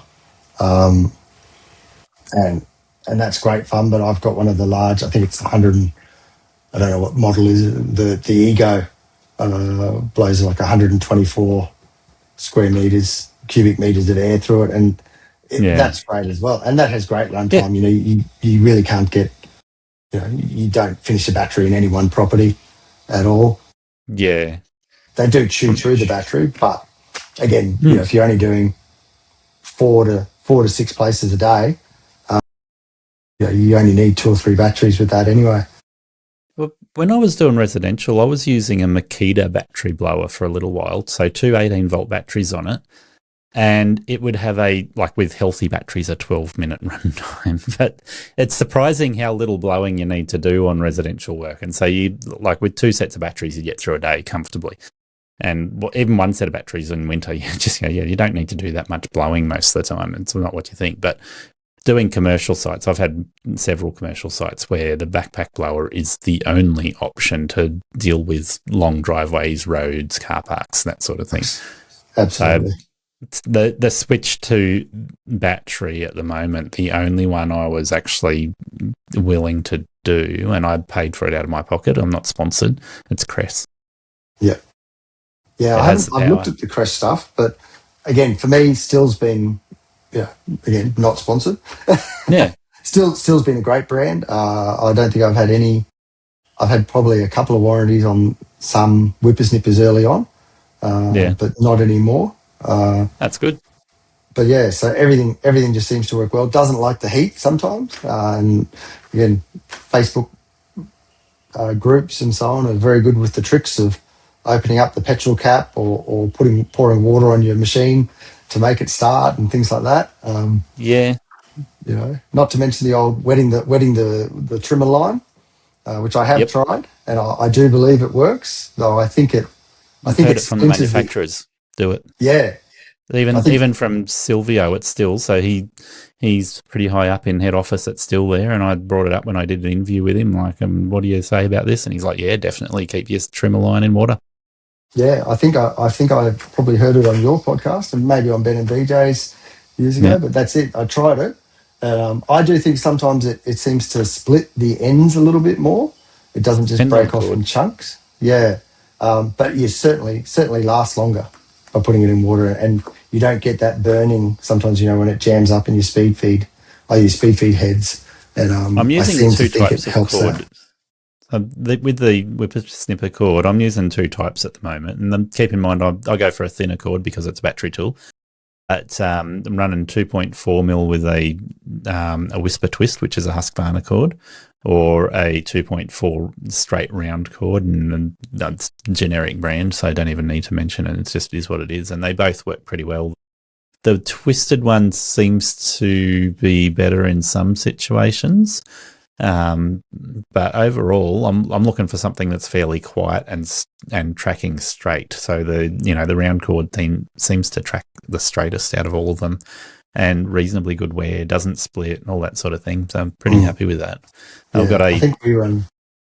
a 2mm cord for my lightest whippersnipper because it just prefers 2mm over 2.4, so it cuts a really fine edge. Yeah, it's good. I think we use 2.7 on most of the petrol stuff. I do try and I think we had 3 on the bigger unit, which is pretty much only comes out when we're doing brush cutting Yep. of overgrown. But yeah, I noticed with the Still whippersnipper, I put the larger speed feed head on it, and I feel like it chewed through the battery on that, and I probably had the 2.7 Interesting. cord on it. Yeah. I put the smaller head on it, the smaller speed feed, and a smaller cord on it, probably down to 2 or 2.4, and I think I noticed the difference whether I was just using it a bit better or not. But I think the head, and I talked to the dealer about it, and he seemed to think it may help as well. There's a lot of weight in those heads, really, Yeah. and a lot of force needed to start and stop them or start them. Yeah, definitely. And I think it depends on what you're doing, but I've found the 2.4 mil cord in the speed feed works pretty well with the battery. It depends on which whip we're talking as to whether I've got a speed feed or a genuine Husky head on there.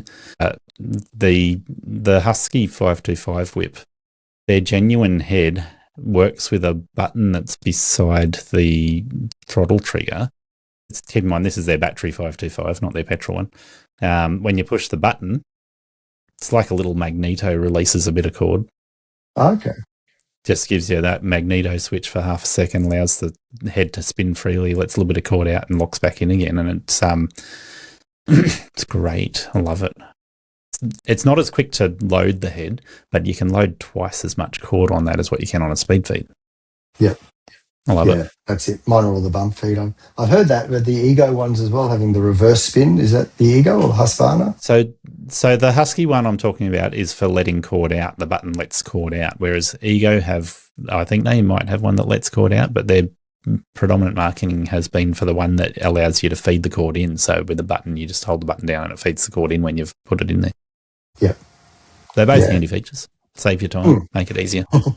That's it. Yeah. So, I find it. I try not to change too much. No. I go with. I have again 1 or 2 local shops where I do my shopping. Yeah. Plus, obviously, Catch Pro. Yeah. Yeah. Haven't. I find buying off something. Again, for me, buying something cheaper from overseas and things like that doesn't necessarily help me when I need to run in and get something fixed straight away. Yes. So I don't generally hunt down cord from Amazon or eBay and things like that. Maybe I should in terms of my pricing, but yeah, for me, it's more that fact. If you need something fixed, especially you need to get on the road, I think it's better to have that personal touch with someone still. Being, I guess I would say, very much a smaller business. That's more important than saving 20 cents on a meter of cord, for me anyway. Yeah, And I would much rather support the local shop than go chasing prices. It depends what it is. Sometimes I'm happy to chase prices for things. Had to do that for my motorbike recently, buy some indicators, and BMW are crazy on the replacement cost for an indicator. So like, all right, let's try Alibaba. Let's try anything overseas, see if I can get something that's going to do a good job. Yeah, exactly. And that's what I think it is. If you can find a good group, like even for our servicing, we service everything pretty much locally, cars and equipment. And if they're ripping you off, you've got to go somewhere. But if everything's working and everything's running the way it should be, then effectively everyone wins. And for me, you factor that into how much your business is costing you, and you have to try and charge accordingly. Definitely, that's the way I look at it. Yeah. So I think we're sort of getting towards the end of your interview. We want to cover a couple of things though. So typically what I'm looking for in a podcast interview like this is talking about the systems you've implemented that work really well, the things that you've become really efficient in your business. Obviously you're doing pretty well to have the scale of sort of 4 to 6 people working out there, and you got uniforms, you got something that looks like a professional business. You're doing professional jobs, not just the cheapest jobs in the industry. What are the systems that you've implemented that really stand out? It's a very good question. Think of systems as anything you do, like the pep talk you give the boys in the morning. We've already talked about you giving them the paper diary, and that works really well for you. So, and CRMs and paper diaries, they're all systems. Whether they are the preferred system or not is dependent on how well it works. Yeah, that's it. I think in terms of systems, it's organisation or back end organisation, which is stuff you don't think about when you're by yourself. You've got to try and make a day run smoothly. Some days, obviously, your run may not be as tight as you want it to be. Equipment is a big thing, and getting people to report damage to equipment, which I found was sometimes a bit hard. Especially if I jump in the truck on a Saturday. It's like, please tell me. I don't care what you've done. You've got to tell me.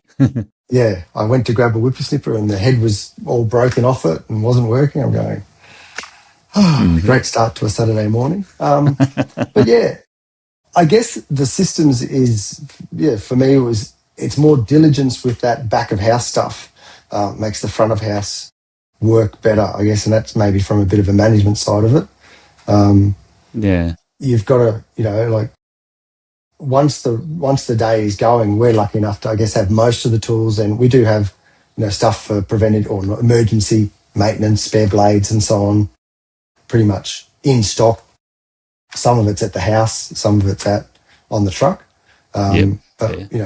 Once you get out there is lots of, I guess you could say, contingency for backups, making sure everything's working. And if it's not broken, if it's not working, it comes in and, you've got to get it sort of fixed or back on the road the next day, or have a supply of equipment to be able to sort of swap it in, swap it out, which I found a big thing. As I said, we've got 1, 2, 3, I guess, total of about 4 whippersnippers, plus multi-tools and things like that. Customer liaisoning, I think, is important. I do probably not as much because, again, most of my regular customers, and we don't really do much one-off work. So do your employees do a bit of the customer liaison then? Oh, very much so. Yeah, everyone sort of, I guess you could say it's a team, and I always try to, again, it is a family business, but we're all part of the family. So company culture is going to be fairly well entrenched with your employees in terms of what the expectations are there, I guess. I'd like to think so. Yeah. Yep, mostly. Everyone's got to win. It's got to be good for you. We're looking at the moment, I'm looking at trying to come up with ways to enhance some of the guys. So whether they want to do a certificate in horticulture and things like that. That's an interesting topic. Yep. In terms of paying for the course, I guess is easy, but then you've got to, if you're paying for time to study and pass the course, that's the bit that I am struggling with, to be honest. But yeah, I think it's systems with your staff and systems with your customers are very similar. You've just got to be upfront. And if you see what doesn't work well is I especially when you're working by yourself, I say yes to pretty much everything, possibly because I can do it, but again, because you can destroy your own body to make it possible. You've got to become a bit more realistic with what people can do and what people want to do. Again, I think as I spoke, you might be happy doing 1 12-hour day a week, or, we have a week coming up which will probably be fairly hectic, so the boys will be working pretty hard. But you can't. It's not sustainable. But if you spring that on people, it may not work well. But yes, I think the systems is transparency, just like your pricing and your quoting. Yep. I think as we spoke about, sometimes I don't necessarily price to make the most money possible. I price for sustainability. Getting back to that, I had one job. We've got a builder, and he sort of said, we want this block cleared. How are you going to price it? Give us a quote or give us an hourly. And I said, look, I looked at it and said, like, if I quote you, I'm going to quote you a ridiculous price because you see that something could break, and so you go, okay, factor in the cost of a machine and double your time because no one knows what's underneath it. I said, we're better off just cruising around hourly, and it'll probably be, you say a day or two, and that's roughly what it could be. But that also comes back to then your budgeting. You've got to try and budget the time for 2 days, and it might end up with a day. So you've got to try and you've got to try and find other work, or have other work waiting in the wings, which is good. We've got these options for some of the other properties. We can go do a few more hours at that one and less hours at that one. So, I think that's the main system for me, is that management of staff and time becomes very much more important especially when you're running teams of people, and trying to keep on top of everything. I try to do my invoicing and billing and everything like that sort of on the day, or if I've got school kids or kid stuff on in the afternoon, I get up at 4 o'clock in the morning to finish the invoices from the next day. Yep. So I've got it clear in my head. Are your staff going to listen to this interview? Possibly. I was going to say, how good are they? How bad are they at taking sick days? And look, everyone's pretty good. Yeah, it's to be honest, I think that comes with. They're all listening in. Great stuff. But I think it's part of that culture. You want them to. They've got to be happy with the pay they're getting. They've got to be happy with the responsibilities. I think growth for them. As I said, like putting courses on, or what do you enjoy doing? As part of it. If you just enjoy doing acreage, we can look at finding more acreage jobs. You don't want to put people. Some guys like playing with reticulation. I don't. Yeah. We don't do installs. I have, like everyone, I've probably done smaller installs myself.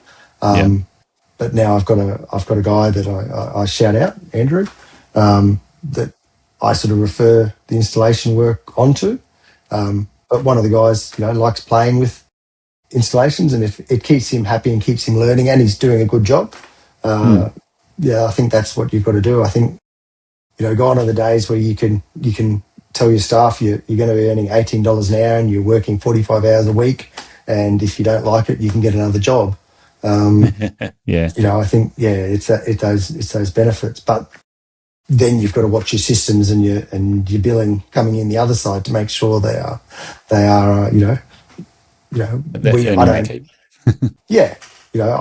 we don't take lunch breaks. I don't charge, stop charging, or stop charging for them. They don't stop charging me, I should say. So you've got to sort of go, you and I probably have gone from the time that, you probably take lunch when you're driving to and from a job. Yeah. So all of that, I think, comes into the ability for the staff to have enjoyment out of the job and longevity, Yeah. Look, it sounds to me like you've got a lot of that stuff working pretty well for you. You've refined those things, that aspect of your business, so that it does what you need to do most of the time. Yeah. You don't sound like you're pulling your hair out. Not that there's much left to pull out, but it doesn't sound like you're pulling your hair out with it. I do say that, I go through cycles of, every week or two I want to sell the business, and then when it's doing well, then you want to keep the business. Yeah. Difficult conversations I still have problems with. If you're having a difficult customer, or, even a team member that is, perhaps not doing what you like. And I think you have times where, people don't work well together, Yeah. but that's it. It's sort of, management of people, and asking, how you going, and trying to work around everyone. Being proactive rather than waiting for things to react and blow up. And that's always a struggle, because I sort of, I can sort of, you run around, like most of us, we lead a fairly busy life, even outside of the businesses. Yep, that's true. And I do have a habit of not asking those questions. And, so part of, I guess, a systems is trying to touch base rather than just saying, these are the jobs that we're doing, trying to touch base with everyone individually and sort of go, how are you traveling? What can we do better? What can you do better? I don't have any formalised sit down, every month, every 3 months. But I think that's something, because of the size, it's small enough that you can talk to everyone, catch up with everyone fairly well, during the course of a week or 2 weeks. Catch Pro has been a supporter of Aussie Lawn Stars since its very first episode. Since we have formed a partnership with Catch Pro, a lot of Aussie Lawn Stars have made orders using the code LawnStars10, and I really appreciate your support. To continue supporting Aussie Lawn Stars, you can purchase your supplies and industry products from the Catch Pro website with the code LawnStars10 in all caps. You've been fairly innovative in your business, and you're looking at solutions for problems, which is systems, really. But tell me about a solution you've come up with looking at protecting your tools on your trailer when they're exposed to weather. Catch Pro. Yeah, so we do the manufacturing of some canvas products, which Ben has taken up. Nice. For the Landscape Pro. Yeah, so that was coming with he's got the Ballard locking rack system. So that's a separate, I guess you could say, a separate arm, a separate business that we've expanded, and we're continuing to expand it. But it was also a way of coming up with solutions for the equipment on our side of things. And also, I guess in terms of it is what can you do that can make you money while you're not outside during the day, and like anything, it's shipping products. So we've started doing that. We do some school book bags and manufacture those and so on. Yeah, so it's something that's interesting. But yeah, so that's the main area we do with the Landscape Pro stuff. I would never have thought of that, because my tools go in a locked case, locked toolbox on the side of the trailer, which means that they're out of the weather for the most part. So, yeah, I'm guessing yours have been on the equipment defender racks, that sort of thing. Yes. You've gone, need some weather protection. Yeah. Well, again, you always, like anything, you take someone else's idea and perhaps make it better. And it seems to be working. And, obviously we use it within the business daily if people remember to put them on. And hands up for people that don't remember to put them on, or leave them on the back of the truck as you drive off and they fly onto the road. But yeah, I think it's certainly helped keep the stuff reliable. with even our trailer. We talk about having the trailer. Obviously, it's all enclosed. It's all got roofs on top of the ride-on. It's a pop-up roof and things like that. So, I think everything's there. Yeah. Mm. Oh, good. So that's how long have you been producing those now? That's probably been about 2 years that we've sort of. Yeah, okay. It could almost have a separate podcast there because there's a whole heap of teething problems. Well, yeah. I mean, we've got time. I mean, just my wife will be telling me dinner's ready, but that could be half an hour away. So let's go for it. How much do you want to go into? Well, I guess the biggest problem is we wanted to have something that was of good quality and that is Australian made and predominantly, which was very hard, sourced from Australian ingredients. Now, finding Australian made eyelets and so on is basically an impossibility. And proper canvas, which is a struggle. We use waterproof canvas, PU coated canvas. Would have been easier for you to find a Chinese or Malaysian or something Indian made product on canvas or eyelets. Yes, yeah, exactly. So I think all that stuff is made overseas. I believe the canvas mainly comes from Thailand, but we do use an Australian company. A, for convenience, B, you sort of, you can walk in and touch and feel and they can help you along the way. All important factors. Yeah.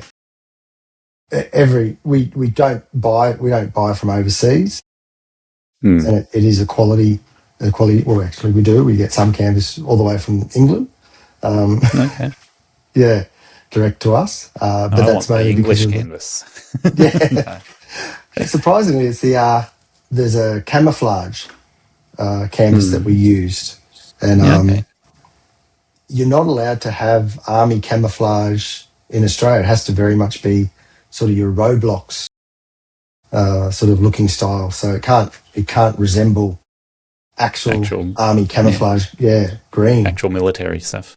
Military, yeah. So but so that was it, and then even all the manufacturing, everything is manufactured here. So we assemble everything together and bring all the parts. So it's almost a family journey with that. So you got the kids out there sewing. Sometimes, the wife, shout out, does all the predominance of the sewing. I was going to ask if your wife works in your business at all, but that's, women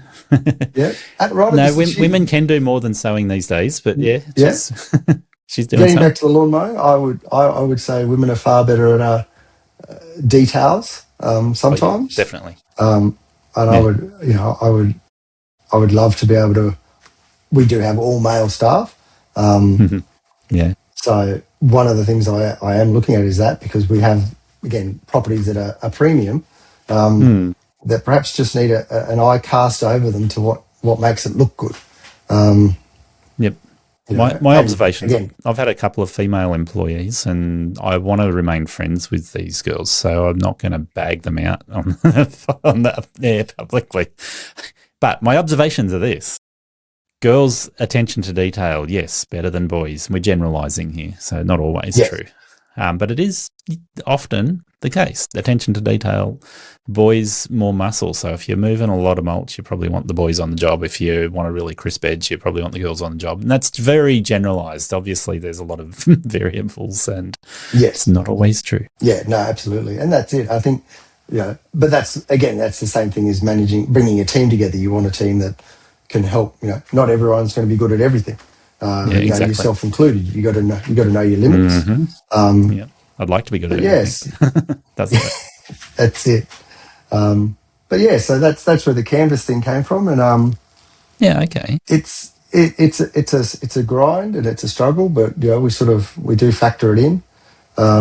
So do you make different size canvas? And call them bags, but covers, whatever. Canvas covers, different shapes, different sizes. We have started. It's I guess it's a bit difficult trying to get the market for it. And even Ben needs to, you know, he can't stock 1,000 items that just aren't selling. Of course. So yeah, we work closely with him, and he guides us with that. We're playing around with different items, and we're trying to juggle whether we sell them, on our own website, like gas bottle covers and things like that, Oh, yeah. right? And how we work on that, whether we just want to stay effectively a manufacturer or whether you want to start trying to sell Retail. products yourself. Yeah. Because that, everything has its own inherent problems. If you do, go to a BCF and manage to sell your gas bottle cover to them, might end up for 1,000 gas bottles and covers, and you just simply can't keep up the supply at this point in time. Yeah, fair. So much, I guess, in the same mind as the lawn mowing business, just start small and try to just keep muddling along until you can get it to somewhere where it kind of has a life of its own. I think we've all been there, even with the lawn mowing business. I mentioned before, about worrying about work to keep the guys busy. But then you look at the books on all the jobs that you've got pending and you go, well, we've probably got 2 or 3 months worth of work that I haven't, I kept promising people I'm going to do and haven't got round to because we've been too busy. So I think, once you can provide that service, it sort of will start flowing for you. You just got to stick at it, Yeah, and that's a juggle. Like, do you bring on an extra casual person to just get on top of that work, and then you've got no work available for all of your employees once you're on top of it? Yeah, do you that's it. Do you slog on and hope that it just levels out and balances everything at the end? Yeah, that's it. You hope for a slowdown during winter to catch up with all these jobs. Yeah.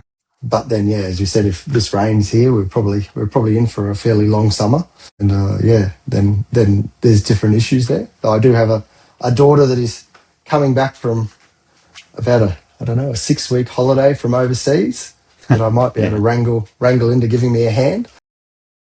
It sounds like a shoe-in. I think you can twist her arm. I hope she's listening because I'm lining her up again to take on some of these jobs. Yeah. So once I publish, just flick her a link and say, listen to this. That's it. Yeah. So I think, and that's, I don't know. Yeah. I don't have any, I'd like to think I don't have any magic words of wisdom, but it's more just, coming up with an idea and sort of sticking with it, and everything that can go wrong generally will go wrong. But if you can get through that and put out the fires, the other end is there. I remember, this is a little bit of a segue.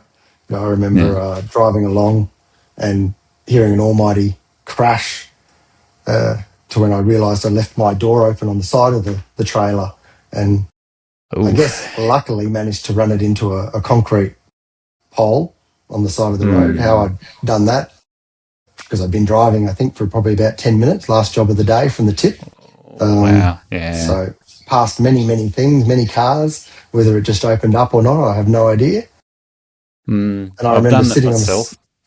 And I remember sitting on the side of the road, and, I think it was on a weekend, and so I was going, this is it, I'm done. I'm over this, I don't know how much this is going to cost, and, how do I fix this? I didn't have any straps to even close it. It all that happened is the guy from across the road obviously heard the loud bang, and he came running over with some straps and helped me strap it down. Oh, wonderful! Yeah, that was a breath. You could say you're sitting on the side of the road crying and going, "This is it. I'm done. I'm over this." Yeah, that was as simple as that was. Someone just lending you a hand, gave you a little bit of breath, going, "All right. We'll get over this. This is just a problem. It's just a little speed bump." It's amazing how something like that can make your whole world feel like it's crashed around you, and then 5 minutes later you're like, "I've got a solution, and I'm okay. I just need to take a breath." Yeah, and that's it. And that's like a bad customer. You've had a complaint, or someone's been yelling at you because your price is too high. They want their lawn mowed, today. And, you get off the phone and, your day's ruined. But that's it. You sort of just got to pause and take a breath and go, it's all good, world's still turning. And that's kind of the way I work on it.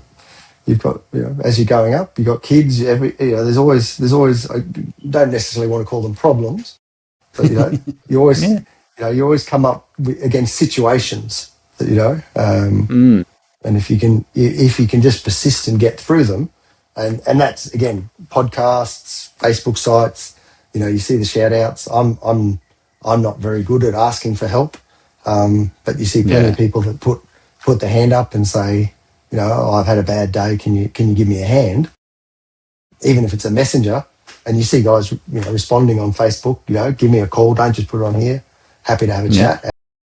That sort of stuff's golden, I think, because it really helps us get through, and even for me, if you read it, it gives you a bit of faith in humanity, that we are all in it together. So. Yeah, look, I think our industry, particularly with Facebook groups, it has been a very supportive place where people have come out with some of the craziest things you'd never think of. You would be very reluctant to say, hey, I need help. And when people have come out and said, hey, I'm really struggling with my mental health, or I, had a fire, or whatever it is, the overwhelming responses are, hey, we're here to help you. Doesn't matter. No judgment. Just do what we can. Yeah, that's it. You see, people saying, if you can come get the whippersnipper, I'm 30 minutes away, or I can drop it off at your place. Yeah, because you get the odd jerk here and there that'll like, well, serves you right because you're an idiot. That's it. You should have charged more money. But I think that's it. You're always, and that's I couldn't say that there's sort of a day where you see if it's a wet day, the truck goes out and you wonder whether it's going to come back in. You see a call and you get a call from someone going, yeah, I'm just going to let you know, and you always imagine the worst, and I haven't had I had once where for some reason, and he probably knows who he is if he's listening to this podcast, a team member decided to drive the truck, I think I don't think he had the trailer on, into a wet creek bed when it had just been raining. Consequently got it bogged, and it then started to rain. He tried to get it out for about 2 hours. Until the customer saw him on camera and said, hey, old mate's been there for 2 hours. That is one of those situations where asking for help is just the most sensible thing to do, and it's the last thing you want to do because you don't want to admit, hey, I've done something foolish. But that's it. And I wasn't able to go there, and I don't think I was going to be any help either. So I just, I'd previously got my truck and trailer stuck, and I knew I called, when I did it, I called a tow truck company, a truck towing company. Yeah. And, they laughed at me because I was, I said I was a Holden Rodeo with a 2-ton trailer, and they just laughed and said, that's nothing. We don't need us. You just need a small tow truck. And they pulled me out, no problem. So I called a tow truck company, and he came and he said, obviously it was going to be a ridiculous price. But nothing sunk my heart more than he said, but also if I get stuck, I'm going to have to call a tow truck to tow me out. And you're paying for it. And you're paying for it. And I responded, well, can you just not get stuck? And I didn't mean to, but I thought there's no point that, and also it's at a person's property, they can obviously handle it. But everything, in the end, it cost money. But in the end, that's it. I mean, unfortunately, and I guess that staff member learned a lesson. But, that could have been me doing it as well, and I have done it. I have got it stuck where I thought I was perfectly fine. So, you can't begrudge people for doing that. I think most of us have at some stage had a lawnmower bogged or a vehicle stuck somewhere like that, just because that's the nature of what we're doing. We're carting stuff on and off properties and doing whatever. It's bound to happen. It's embarrassing, but, not getting help is probably more embarrassing than sitting there trying to... And I've actually hurt my back by just sitting there wrangling a 0-turn mower that weighs 500 kilos by hand. And it's like, Yeah. that was stupid, wasn't it? Yeah, exactly. And nothing's impossible, really. And That's as you it. say, as long as you've got a network of people that can help you with that sort of stuff, and that's mental Yeah, health as well as the business. yeah, definitely. Yeah, it works well. I always go, Yeah, one of the best parts. I give a shout out to the Trade Mutt guys when it comes to mental health. I've interviewed them and absolutely recommend people know about the service or utilize the service at any point in time. It's, I buy their shirts because I think it's such a valuable service for us to be aware of. Yeah, and I think it's a great thing. I always go. I love my job because I get to come home to my family. And that's what I look at. Yeah. I don't. Yeah, so you got those end goals in Mm, place. It sort of gives you peace, I guess. Mm. yeah. Well, Lachlan, I want to say, hey, thanks for your time. 2 hours, and we could probably keep on going, but I know my dinner's going to be calling any minute, and yours probably Yep. not too far away, I'm guessing. No, not a problem. Thanks, Gary. Thanks for having me. No worries. It was a pleasure, and I think really valuable insights that you've been able to share. So thanks. Thank you for listening to Aussie Lawn Stars. Please remember to rate and review the show on the Apple Podcasts app or the player you use. Exciting new shows are released every Monday. Make sure you follow or subscribe to hear the next episode.